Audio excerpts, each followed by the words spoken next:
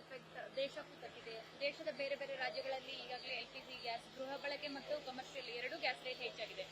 ರಾಜ್ಯದಲ್ಲಿ ಎಷ್ಟು ಹೆಚ್ಚಾಗಿದೆ? ಕಮರ್ಷಿಯಲ್ ಗ್ಯಾಸ್ ರೇಟ್ ಮುಂಚೆ ಎಷ್ಟಿತ್ತು, ಈಗ ಎಷ್ಟು ಹೆಚ್ಚಾಗಿದೆ? ಗೃಹ ಬಳಕೆದು ಎಷ್ಟು ಹೆಚ್ಚಾಗಿದೆ ಸರ್ ಅಂದಾಜು?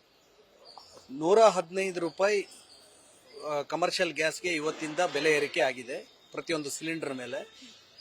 ಇದು ಇರಾನ್ ಮತ್ತು ಇಸ್ರೇಲ್ ಯುದ್ಧದ ಪ್ರಭಾವ ಅಂತ ಹೇಳ್ತಾರೆ. ಅದಕ್ಕಿಂತ ಹೆಚ್ಚಾಗಿ ಸಪ್ಲೈ ಕೂಡ ಸರಿಯಾಗಿ ಆಗ್ತಾ ಇಲ್ಲ ಅಂತ ಹೇಳಿ ಈಗಾಗಲೇ ಕೆಲವು ಹೋಟ್ಲವರು ನಮಗೆ ಕರೆ ಮಾಡಿದ್ದಾರೆ. ಹಾಗೂ ಮುಂದಿನ ದಿನಗಳಲ್ಲಿ ತುಂಬಾ ಅಭಾವ ಬರೋ ಸಾಧ್ಯತೆ ಇದೆ ಅಂತ ನಮಗೆ ಮಾಹಿತಿ ಬಂದಿದೆ. ಹೌದು, ವೈಯಕ್ತಿಕವಾಗಿ 150ರಿಂದ 200 ರೂಪಾಯಿ ಡಿಸ್ಕೌಂಟ್ ಅನ್ನ ನಮ್ಮ ಹೋಟೆಲ್ ಮಾಲೀಕರಿಗೆ ಪ್ರತಿಯೊಂದು ಸಿಲಿಂಡರ್ ಮೇಲೆ ಸಿಗ್ತಾ ಇತ್ತು. ಅದು ಈಗಾಗಲೇ 1ನೇ ತಾರೀಕಿಂದ ಡಿಸ್ಕೌಂಟ್ ಕೂಡ ತೆಗೆದಿದ್ದಾರೆ. ಅದರ ನಂತರ ಮತ್ತೆ 115 ರೂಪಾಯಿ ಪ್ರತಿ ಸಿಲಿಂಡರ್ಗೆ ಜಾಸ್ತಿ ಆಗಿದೆ ಇವತ್ತಿಂದ.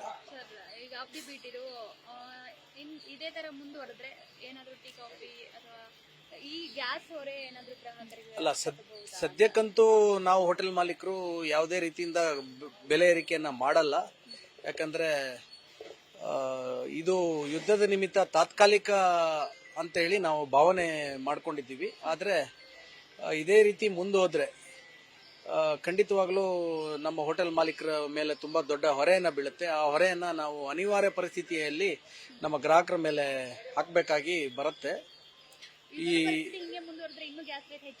ಹೌದು, ಗ್ಯಾಸ್ ರೇಟ್ ಹೆಚ್ಚಾಗತ್ತೆ. ಇನ್ನೊಂದು ಮಾಹಿತಿ ಏನಂದ್ರೆ, ನಿನ್ನೆ ಎಕ್ಸ್ ಅಲ್ಲಿ ನಮ್ಮ ಕೇಂದ್ರ ಪೆಟ್ರೋಲಿಯಂ ಖಾತೆ ಮಂತ್ರಿಗಳಾದ ಶ್ರೀ ಹರ್ದೀಪ್ ಸಿಂಗ್ ಪೂರಿ ಅವರು ಒಂದು ಟ್ವೀಟ್ ಮಾಡ್ತಾರೆ. ಯಾವುದೇ ಕಾರಣದಿಂದ ಶಾರ್ಟೇಜ್ ಇಲ್ಲ, ನಾವು ಯಾವುದೇ ಕಾರಣದಿಂದ ಗ್ಯಾಸು ಸಪ್ಲೈ ತೊಂದರೆ ಮಾಡಲ್ಲ ಅಂತ ಹೇಳಿ ಒಂದು ಟ್ವೀಟ್ ಮಾಡ್ತಾರೆ. ಇಲ್ಲಿ ಕಂಪನಿಗಳು ನಮಗೆ ಶಾರ್ಟೇಜ್ ಇದೆ, ಫಿಲ್ಲಿಂಗ್ ಮಾಡಬೇಡಿ ಅಂತ ಆರ್ಡರ್ ಬಂದಿದೆ ಅಂತ ಹೇಳ್ತಾರೆ. ಕಮರ್ಷಿಯಲ್ ಸಿಲಿಂಡರ್ ಫಿಲ್ಲಿಂಗ್ ಮಾಡಬೇಡಿ ಅಂತ ಎಲ್ಲೂ ಆರ್ಡರ್ ಬಂದಿಲ್ಲ. ಗೃಹ ಬಳಕೆಗೆ ಆದ್ಯತೆ ಜಾಸ್ತಿ ಕೊಡಿ ಅಂತ ಬಂದಿದೆ. ಈ ಸರ್ಕಾರ ಇದರಲ್ಲಿ ಮಧ್ಯವರ್ತಿ ಮಾಡಿಕೊಂಡು ಆಯಿಲ್ ಕಂಪನಿಗಳಿಗೆ ಸೂಕ್ತ ಮಾರ್ಗದರ್ಶನ ಕೊಡಬೇಕು.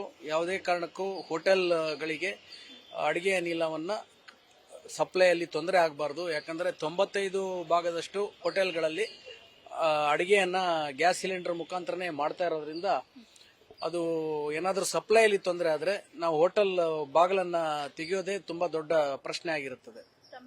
ನಾನು ವೀರೇಂದ್ರ ಕಾಮತ್, ಕಾರ್ಯದರ್ಶಿ, ಬೆಂಗಳೂರು ಹೋಟೆಲ್ ಸಂಘ. ನ್ಯೂಸ್ ಫಸ್ಟ್, ನಿರ್ಭೀತಿಯಿಂದ ನಿಮ್ಮ ಪರವಾಗಿ.